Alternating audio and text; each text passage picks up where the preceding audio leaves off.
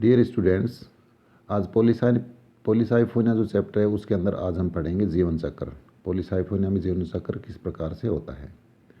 तो पॉलीसाइफोनिया की जो लाइफ साइकिल है, इसके अंदर 3 प्रकार के थैलस बनते हैं।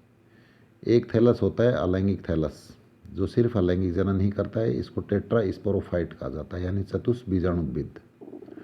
और ये थैलस द्विगुणित कार्पोस्पोर से बनते हैं, यानी जो कार्पोस्पोरोफाइट होता है उसके द्वारा कार्पोस्पोर्स बनते हैं, और उन कार्पोस्पोर से ही यह थैलस बनता है, जो कि 2n प्रकार का होता है, यानी द्विगुणित होता है। और इनमें सेक्सुअली रिप्रोडक्शन करने वाले ऑर्गन्स विकसित नहीं होते हैं, बल्कि यहाँ पर टेट्रास्पोरेंजिया विकसित होती हैं, चतुष्बीजाणुधानियाँ। और इन बीजाणुधानियों के अंदर ही नॉन मोटाइल अगुणित टेट्रास्पोर्स बनते हैं, जो अपन आगे इसको पढ़ेंगे। दूसरी प्रकार के जो थैलस पाए जाते हैं पॉलीसाइफोनिया के जीवन चक्र में, वो हैं गैमेटोफाइट। तो ये थैलस टेट्रास्पोर्स जो थे, जो 4 टेट्रास्पोर्स बनते हैं एक कोशिका के द्वारा, उनमें से 2 मेल गैमेटोफाइट को बना देते हैं और 2 फीमेल गैमेटोफाइट को बनाते हैं। और इन गैमेटोफाइट के ऊपर रिप्रोडक्टिव ऑर्गन्स का निर्माण होता है। पॉलीसाइफोनिया एक मोनोसियस शैवाल होता है, डायोसियस शैवाल होता है। इसमें मेल और फीमेल थैलस अलग अलग होते हैं, अर्थात एक लिंगाश्रय होते हैं। तो मेल गैमेटोफाइट अलग होता है, जो कि एक प्रकार के टेट्रास्पोर से विकसित होते हैं, और दूसरी प्रकार के जो टेट्रास्पोर्स हैं उनके द्वारा फीमेल गैमेटोफाइट डेवलप होते हैं। मेल गैमेटोफाइट के ऊपर स्पर्मेटेंजिया विकसित होती हैं, और फीमेल गैमेटोफाइट के ऊपर कार्पोगोनिया विकसित होते हैं। तीसरी प्रकार के जो थैलस हैं वो हैं कार्पोस्पोरोफाइट।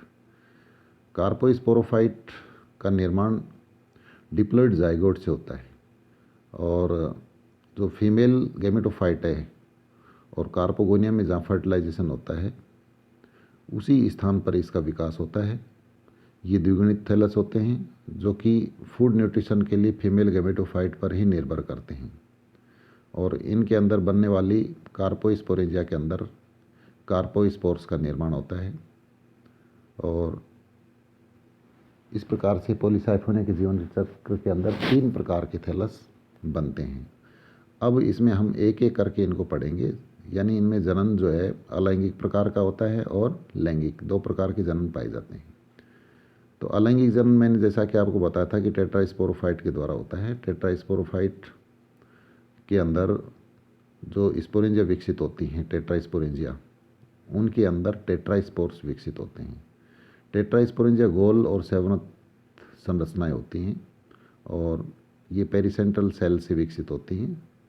थैलस के अंदर कोई भी पेरिसेंट्रल सेल फर्टाइल हो जाती है, और जैसा कि इस ए डायग्राम के अंदर दिखाया गया है, जो सेल फर्टाइल हो जाती है उस सेल को टेट्रास्पोरेंजियल इनिशियल कहा जाता है।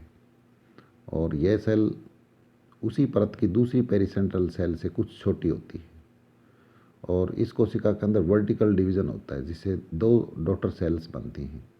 एक बाहर की ओर बनती है जिसको कवर सेल कहते हैं, और जो कोशिका भीतर की ओर बनती है उसको स्पोरेंजियल मदर सेल अर्थात टेट्रास्पोरेंजियल मदर सेल कहा जाता है। जो बाहर की ओर कवर सेल बनती है वह सेल कई बार विभाजित होकर के आवरण कोशिकाएं बनाती हैं, जबकि टेट्रास्पोरेंजियल मदर सेल अनुप्रस्थ विभाजन करती है, जिसे नीचे की ओर तो स्टाक सेल बनती है और ऊपर की ओर टेट्रास्पोरेंजियल सेल बनती है। टेट्रास्पोरेंजियल सेल के आकार में कई गुना वृद्धि हो जाती है, जिससे टेट्रास्पोरेंजियम बनता है। और इस टेट्रास्पोरेंजियम का जो 2n न्यूक्लियस होता है उसके अंदर अर्धसूत्री विभाजन होता है, जिससे 4 अगुणित केंद्रक बनते हैं। इसके बाद स्पोरेंजियम का प्रोटोप्लास्ट 4 न्यूक्लिएट n सेगमेंट्स के अंदर बंट जाता है, और प्रत्येक सेगमेंट आगे रूपांतरित होकर के टेट्राहेड्रल टेट्राड के अंदर व्यवस्थित हो जाता है। तो इस प्रकार से एक टेट्रा स्पोरेंजियम की एक सेल से 4 टेट्रास्पोर्स बनते हैं, जो कि टेट्राहेड्रल टेट्राड्स के अंदर व्यवस्थित होते हैं। और चूँकि ये म्यूसिस के द्वारा बनते हैं, इसलिए 2 इनके अंदर मेल गैमेटोफाइट बनाते हैं आगे चल करके, और 2 फीमेल गैमेटोफाइट बनाते हैं।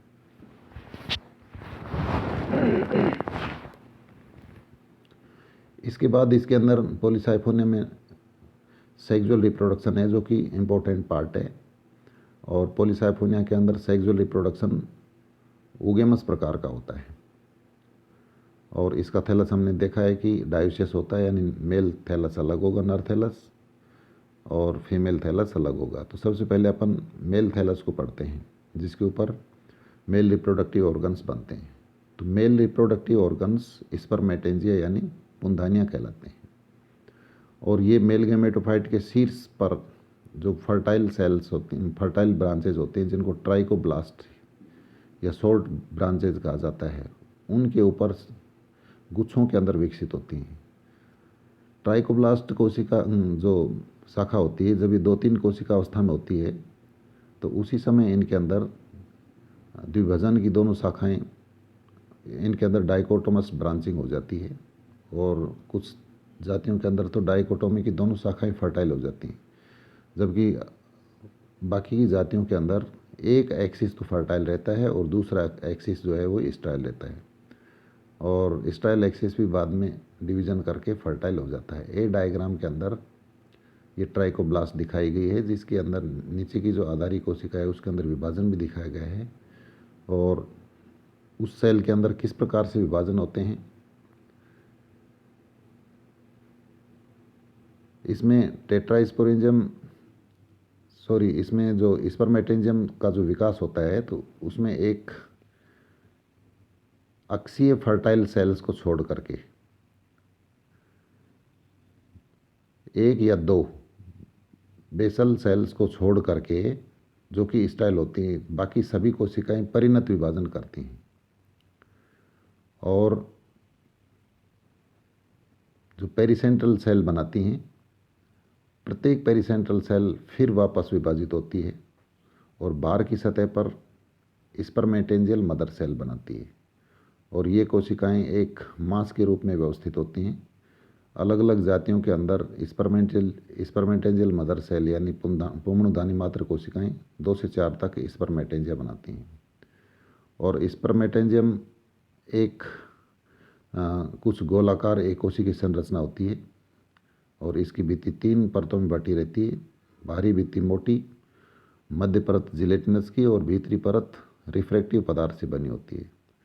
और इसका जो प्रोटोप्लास्ट होता है वह रूपांतरित होकर के एक स्पर्मेशियम बनाता है, और इसके सिरे से वह स्पर्मेशियम बाहर आ जाता है।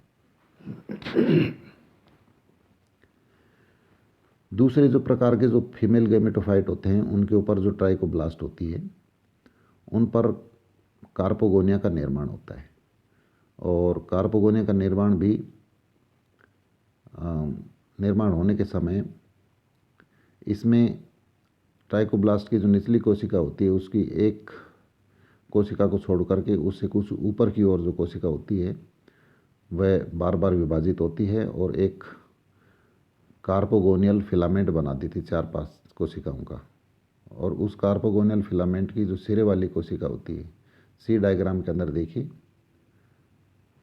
जो ट्राइकोब्लास्ट है उसे एक कोशिका सपोर्टिंग सेल है, और वह सेल बार बार डिवाइड करके और एक फिलामेंट बना रही है। और उस फिलामेंट की जो सिरे वाली जो कोशिका है वह कार्पोगोनियम के अंदर विकसित हो रही है।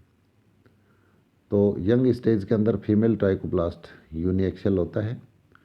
कुछ समय के बाद इसमें पेरिक्लाइनल डिवीज़न हो जाते हैं, जिससे कि यह पॉलीसाइफोनस हो जाता है। और इसकी जो एडेक्सियल सरफेस की जो पेरिसेंट्रल सेल्स हैं, उनमें एक सेल सपोर्टिंग सेल के रूप में कार्य करती है, और यही कोशिका 3 से 5 कोशिकाएं पीछे, यह कोशिका 3 से 5 कोशिकाएं पीछे होती है। और इस कोशिका में अनेक ट्रांसवर्स डिवीज़न होते हैं, जिससे एक कार्पोगोनियल फिलामेंट का निर्माण होता है। और जो सबसे सिरे वाली कोशिका होती है वह कार्पोगोनियल मदर सेल के रूप में कार्य करती है, और बाद में वह कार्पोगोनियम के अंदर बदल जाती है। तो नीचे की ओर वह कोशिका गोलाकार हो जाती है, और ऊपर की ओर एक ट्राइकोगाइन बनाती है। तो इस अवस्था में जो सपोर्टिंग सेल है उसमें एक अनुप्रस्थ और एक लंबवत विभाजन होता है, जिससे दो कोशिकाएं और बनती हैं जिनको बेसल स्टाइल इनिशियल और लेटरल स्टाइल इनिशियल कहते हैं।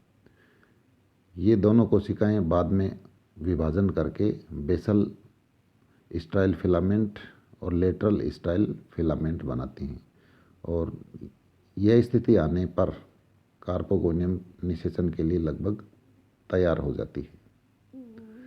तो ये इसके अंदर डेवलपमेंट दिखा गया था। इसके बाद इसमें फर्टिलाइजेशन और पोस्ट फर्टिलाइजेशन जो चेंजेस हैं वो अपन नेक्स्ट वीडियो लेक्चर के अंदर पढ़ेंगे। Thank you.